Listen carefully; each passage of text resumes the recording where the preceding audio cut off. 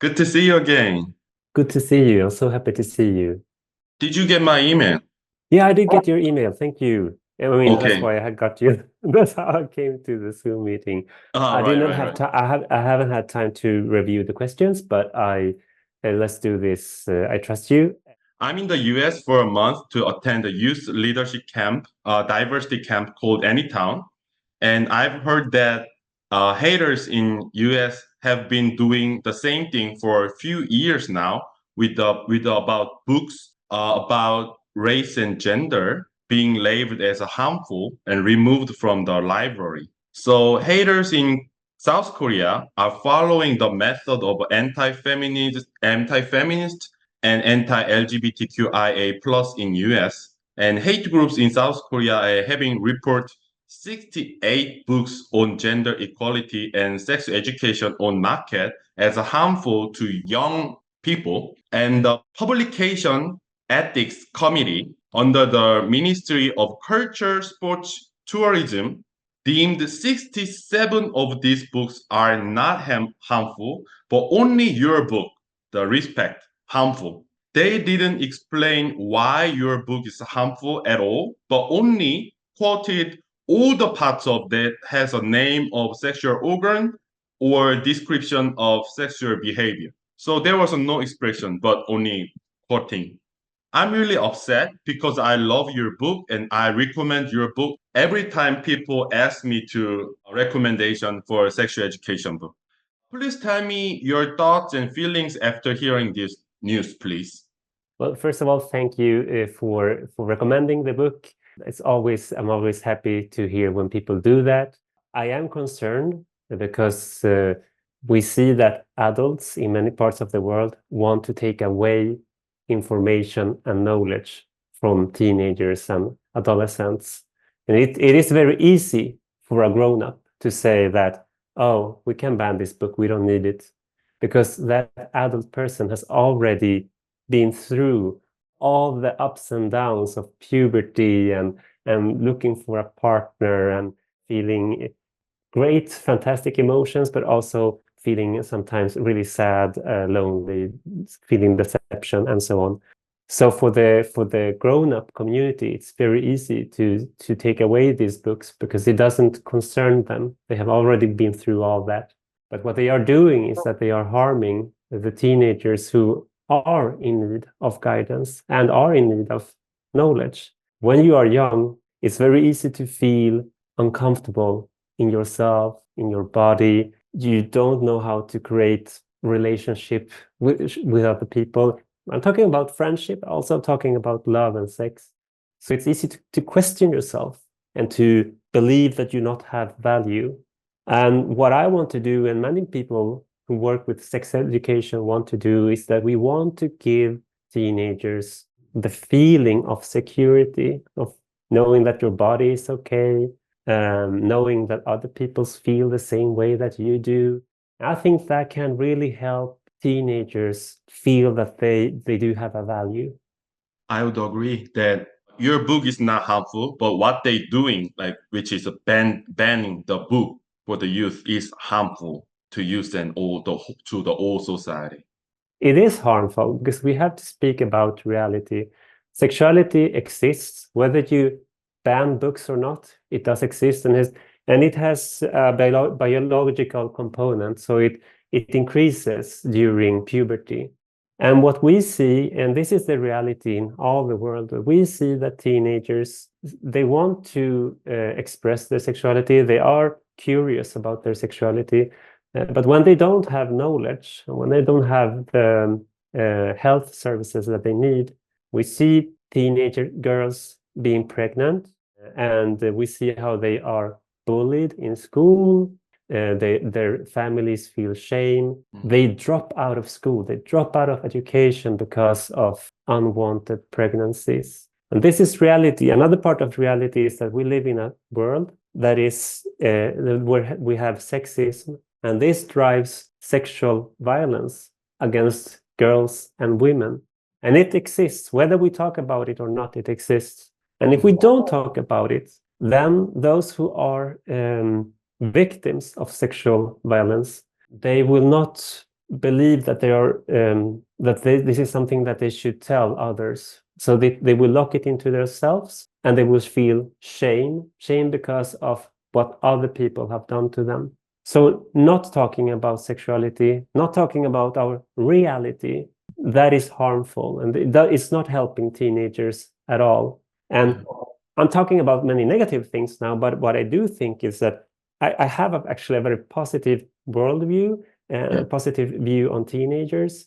And I believe that, and I meet a lot of teenagers and many teenage boys, and I believe that teenagers, they want to create a good life for themselves. And I know that teenage boys, they want to create honest and warm relationships. So I want to support them in that. Yeah, true. If a book is banned by a state organization, it means that the state is afraid of the idea it contains. In that sense, I want to tell you that how much your book means to Korea society right now, and I want to express my gratitude. Thank you. It's really heartwarming. So just continue, please. I think we should use this incident to move forward toward greater gender equality. How would you like us to use this incident for our society, for the great good? Oh, so we should protest. Everybody who wants free speech and wants teenage health and wants all these positive things, they should protest against the banning of this book. And it is as easy as just saying like, this book is banned. You can post that on social media. And you know what? Teenagers will look for a banned book. I mean, that is great PR. Yes. Who doesn't want to read a banned book? It must be something there. It must be something really important there that the grown-ups don't want you to know. So please protest. Yes, that's what I'm telling to the public, the book company. What you call it? The book company, public. The publisher. Yeah, publisher. That's what I'm telling publisher. It's a great PR. We should using this incident to selling more books. Exactly. It's really important that decision has to be reverted. And the editorial, Moonjay, maybe I'm saying that wrong, but I'm going to call them Moonjay. They are wanting to appeal this decision, and it's very important that it is appealed, that this ban is removed. Because if it is not banned, what is going to happen is that other publishers will be afraid of their books being banned. So it will impose a self-censorship in publishers, because it's very expensive to print a book. And if the editorials are afraid that the books will be banned, they're not going to take that economic risk. So this is a big thing for the future, not just for this book, but for other books that are going to come after this one.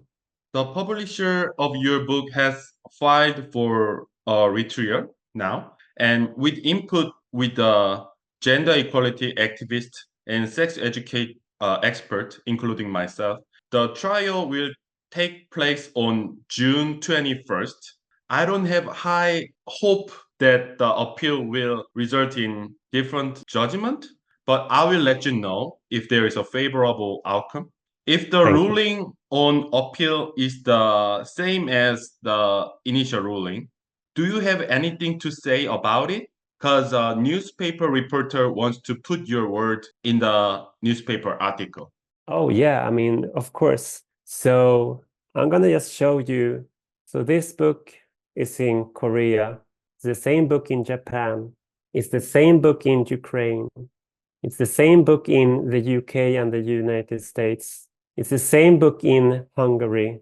It's the same book in Bulgaria, and so on, and so on, and so on. This book has been published in 18 languages. This book is published in many countries because some parts of this book are universal. So our bodies are universal, our emotions are universal. The things that teenagers go through, in many ways, they are universal.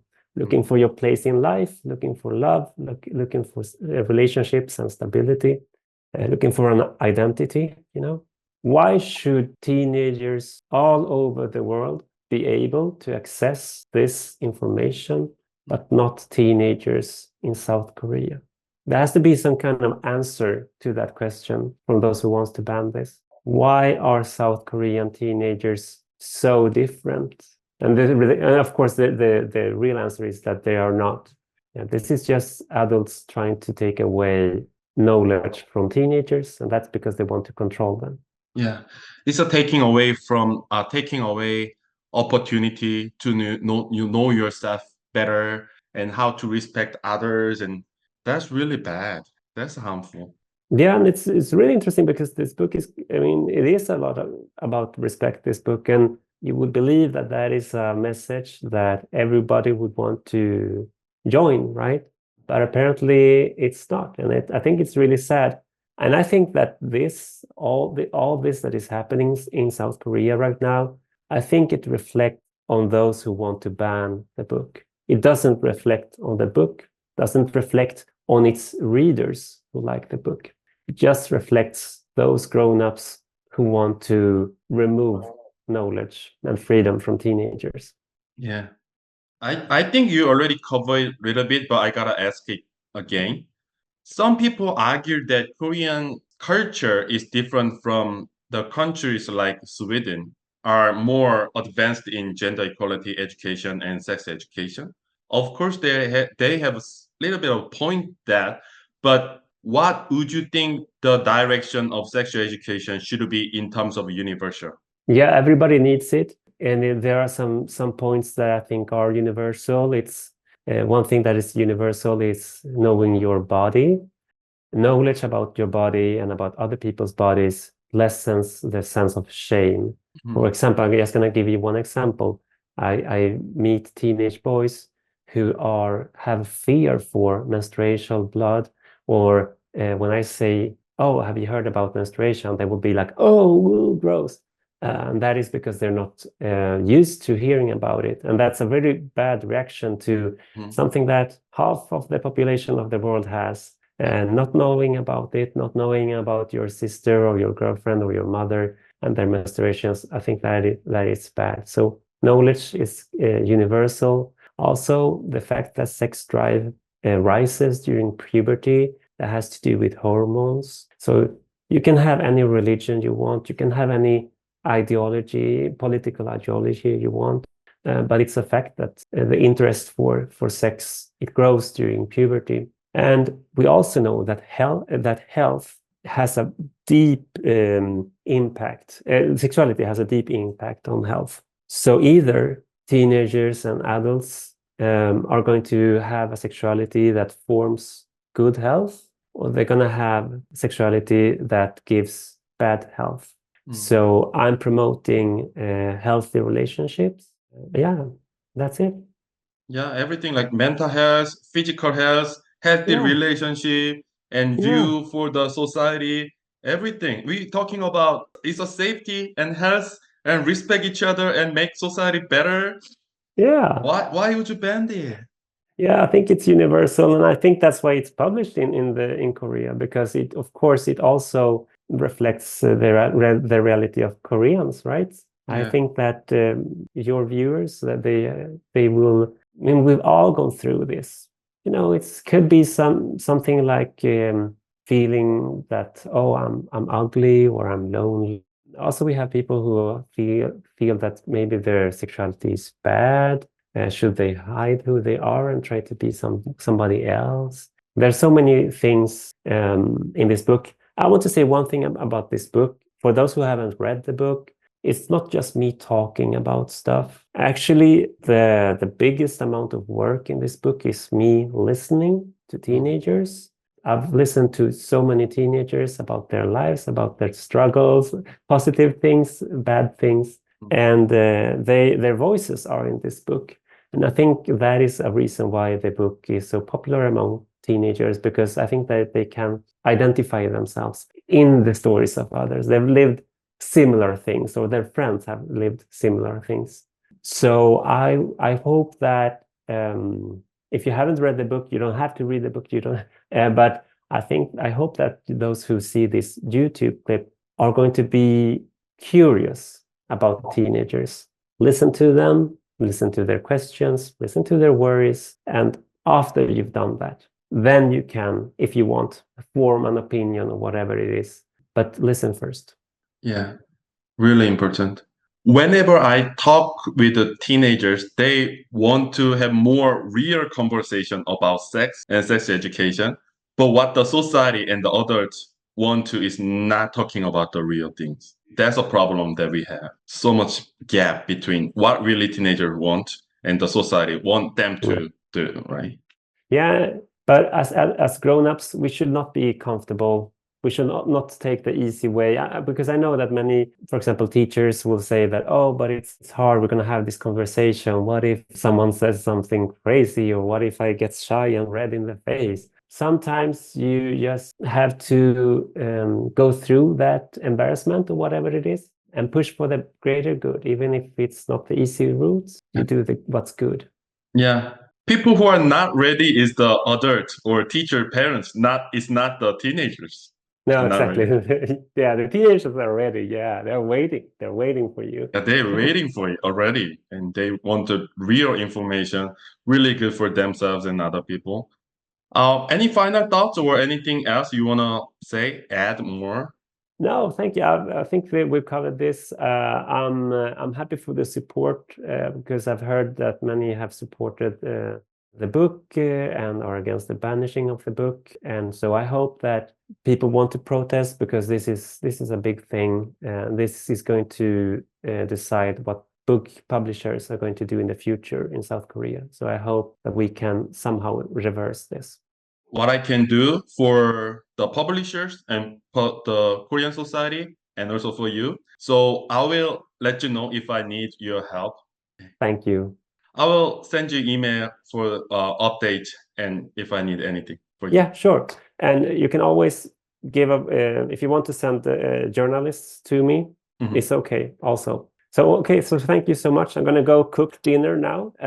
Really happy to see you again. And I see that you changed your hairstyle since last time. It looks really good. So, yeah, keep doing what you do and keep me posted, okay? Okay, bye. Thank you. Bye. Bye-bye.